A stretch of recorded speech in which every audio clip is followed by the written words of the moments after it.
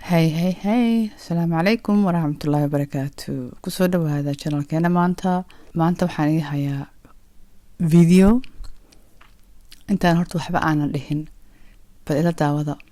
Marka hore intaan daarin hadaa cunto cunaysid iyo hadaa waxa sameynaysid iska jooji, cuntada gees dhig, xanjo soo dhawayso, liindhanaan soo dhawayso iyo cusbo yar, bal liindhanaanta ma muutusaba because la laba dareemaysaa iyo matag.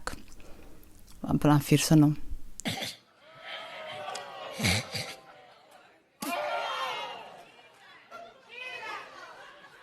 And this is where most people would not face Jesus anymore. What most people would do is turn. Videogan waa kaniisad, ninkana waa pastor ama priest waxay dhahaan, waa kan xukuma kaniisadda.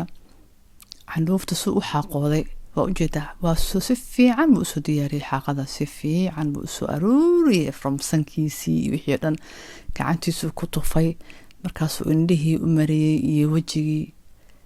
Subhanallah, what kind of shit is that? Bismillahir Rahmanir Rahim. labada qiiqsiga.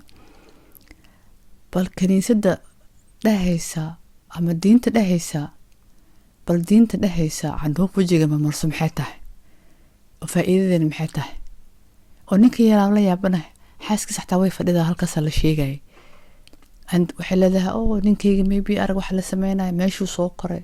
She must be very proud. alla gaaladan maxay wax sameeyaan, alla maxay wax walaaqdaan, alla maxay wasaq badanaa. ayagiyo isqusha si fiican wax isaga dhaqin bay waxay ku soo darsadeen xanduuf wajiga inay ku qabaystaan ama xanduuf wajiga ma marsadaan. Disgusting, wallahi, absolutely disgusting.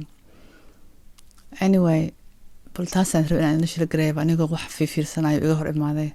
Assalaamu calaykum waraxmatullaahi wabarakaatuh. xanjadeedii aawe.